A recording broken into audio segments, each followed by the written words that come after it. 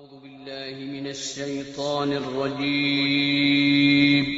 پناہ مانگتا ہوں میں اللہ کی شیطان مردود سے۔ بسم الله الرحمن الرحيم شروع اللہ کا نام لے کر جو بڑا مہربان نہایت رحم والا ہے۔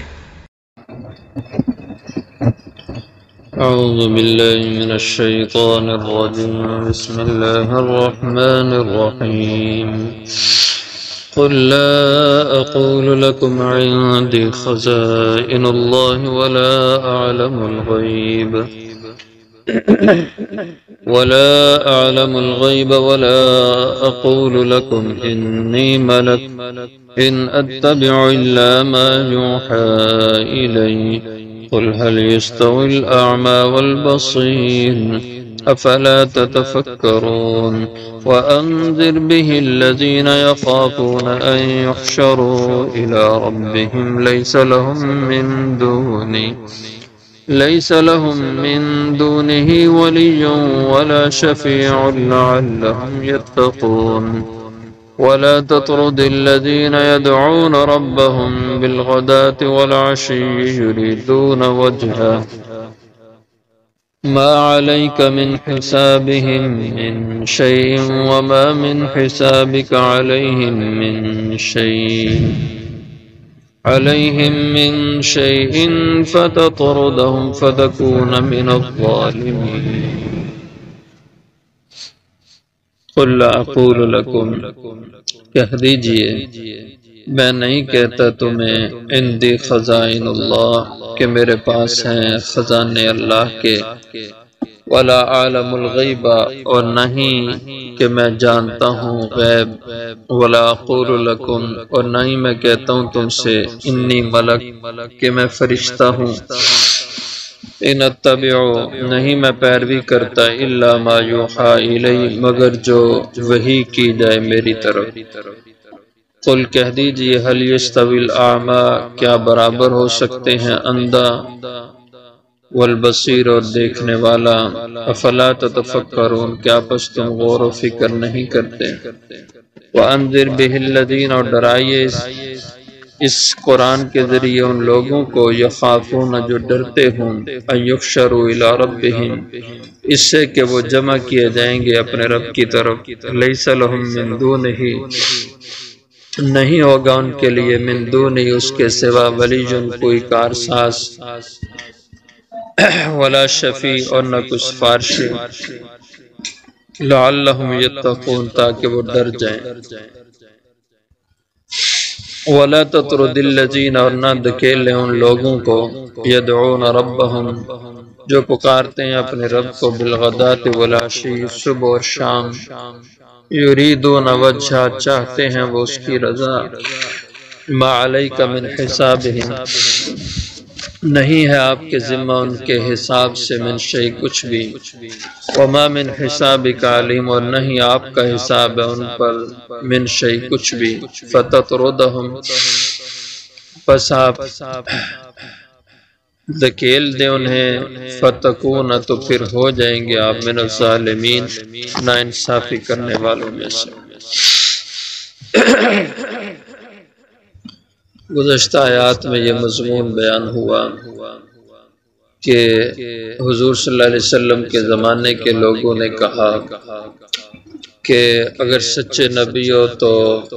تمہارے لیے پہاڑ سونا بن جانا چاہیے، تمہیں دولت ملنی چاہیے۔ تو اب اسی کا جواب ہے، فرمایا قل آپ خود ہی نے جواب دیں لا اقول لکم عندی خزائن اللہ کہ میں نہیں کہتا تم سے کہ میرے پاس ہیں خزائن اللہ اللہ کے خزانے، یعنی میں نے کب تمہیں کہا کہ میں اللہ کے خزانوں کا مالک ہوں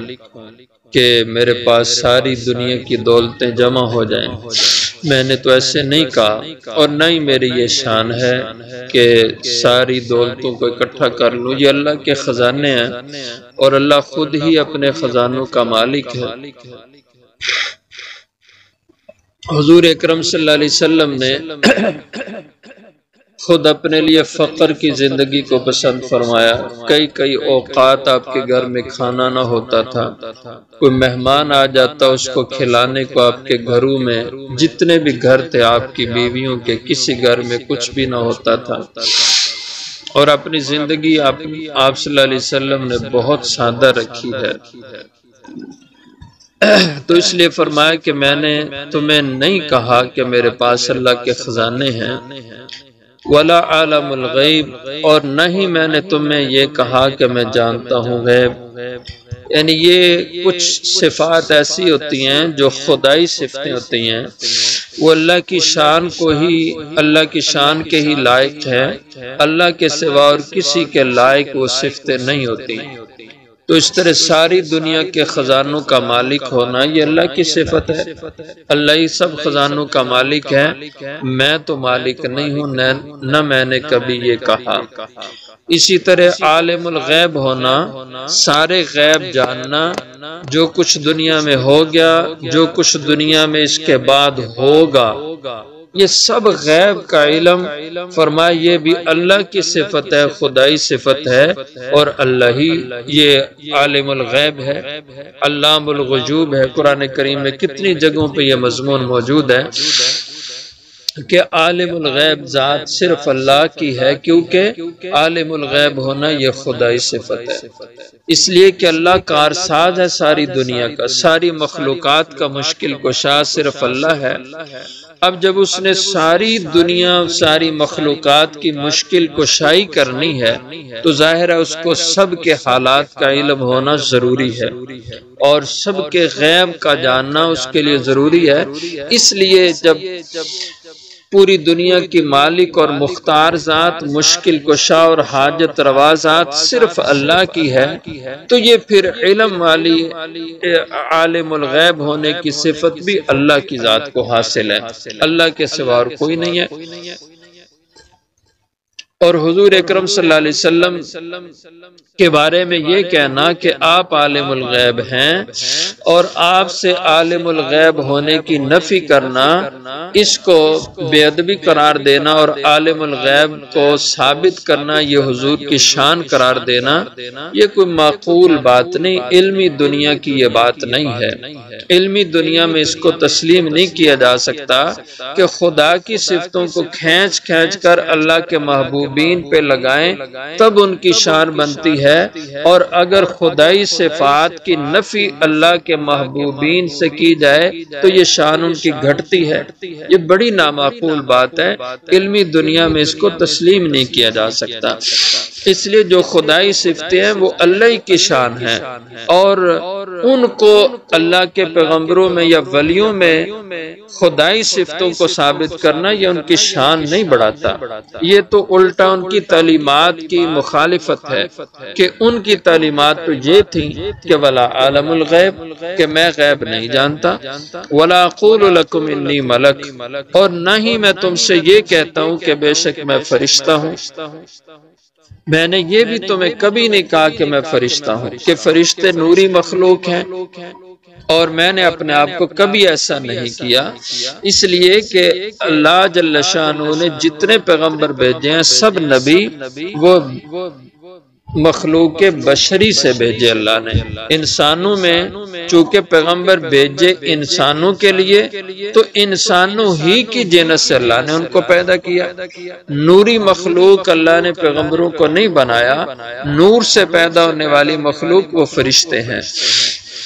تو نور سے نسبت دینا کہ پیغمبر نور سے تخلیق ہوئے یہ کوئی شان کی بات نہیں ہے، یہ کوئی عظمت کی بات نہیں ہے کہ فرشتے نور سے تخلیق کیے گئے۔ فرشتے تو انبیاء کے خادم ہیں، جو مخلوق اس سے پیدا کی گئی وہ تو خادم ہیں انبیاء علیہ السلام کی، اس لیے کہ مقام بشریت یہ اعلیٰ مقام ہے۔ ہاں البتہ پیغمبروں کے بارے میں یہ کہنا کہ استغفر استغفراللہ وہ عام انسانوں جیسے ہیں، یہ غلط بات ہے۔ انبیاء علیہ السلام بشر ہیں، انسان ہیں، لیکن انسانوں کے سردار ہیں، بشریت میں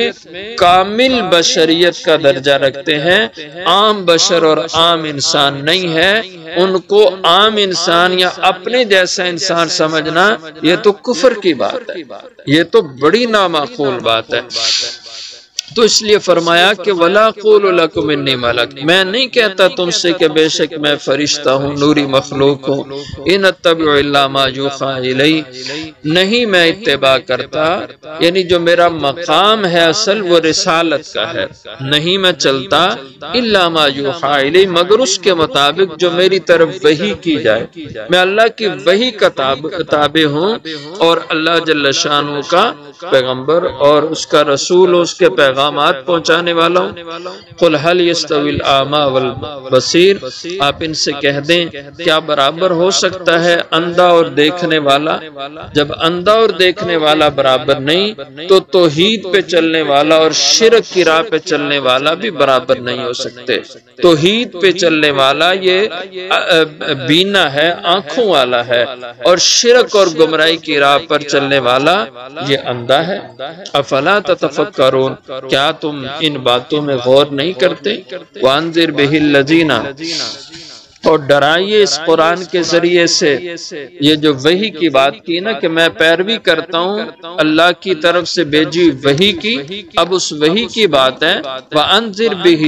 اور ڈرائیے لوگوں کو اس وحی یعنی اس قرآن کے ذریعے سے، الذین یخافون، وہ لوگ جو ڈرتے ہوں، ان یحشروا الی ربہم، اس بات سے کہ وہ جمع کیے جائیں اپنے رب کی طرف، یعنی حشر کے دن سے جن کو ڈر ہے، جن کے دلوں میں حشر کا خوف ہے، ایسے لوگوں کو آپ کا قرآن پڑھ کے سنانا فائدہ دے گا اور وہ اس سے فائدہ اٹھائیں گے، ان کے دلوں میں ڈر خوف پیدا ہوگا اور گناہ سے وہ بچ جائیں گے۔ اس لیے یہ قرآن پاک، اس کا سیکھنا، اس کا سکھانا، اس کا سمجھنا سمجھانا بہت بڑا عمل ہے۔ یہ حضور اکرم صلی اللہ علیہ وسلم کی نیابت میں یہ کام ہے، قرآن کو سمجھنا سمجھانا، اور یہ بڑا جہاد ہے قرآن کی تعلیم کو عام کرنا، اس کو پھیلانا۔ جیسے دوسری آیت مبارکہ میں اللہ نے اس کو جہاد اکبر کہا، وجاہدہم بہ جہادا کبیرا، اس قرآن کی دعوت کو ان میں خوب پھیلائیں اور اس قرآن کے ذریعے سے ان کے خلاف جہاد کبیر کریں، بڑا جہاد کرنا، یعنی اس قرآن کی تعلیمات کا پھیلانا، اس کے علم کو عام کرنا، یہ بڑا جہاد ہے۔ اس لیے ہر شخص کو اپنے اپنے دائرہ کار میں، اپنے اپنے حد میں قرآن کی نشر و اشاعت کا خوب اہتمام کرنا چاہیے۔ جو قرآن پڑھ لے، جتنا کچھ سمجھ لے، اس کو آگے پہنچانے کی کوشش کرے۔ لیس لہ من دونہ ولی، جو لوگ اپنے رب کے سامنے حشر سے ڈرتے ہیں اور ان کو پتہ ہے کہ وہ حشر کا دن ایسا ہوگا، لیس لہ من دونہ ولی، کہ جس دن نہیں ہوگا ان کا کوئی بھی حمایتی، مددگار، ولا شفیع، اور نہ کوئی سفارشی، لعلہم یتقون، تاکہ وہ ڈر جائیں۔ وَلَا تَطْرُدِ الَّذِينَ يَدْعُونَ رَبَّهُمْ بِالْغَدَاةِ وَالْعَشِيِّ، اس آیت مبارکہ کا تعلق اس بات سے ہے کہ ایک موقع پر قریش کے بڑے بڑے لوگ، رئیس، سردار اکٹھے ہو کے حضور کے پاس آئے، کہنے لگے ہم آپ کی بات تو سنیں گے، آپ کی دعوت کو سنتے ہیں، لیکن شرط یہ ہے کہ آپ اپنے مجلس سے جب ہم آئیں تو ان غریب لوگوں کو اٹھا دیا کریں،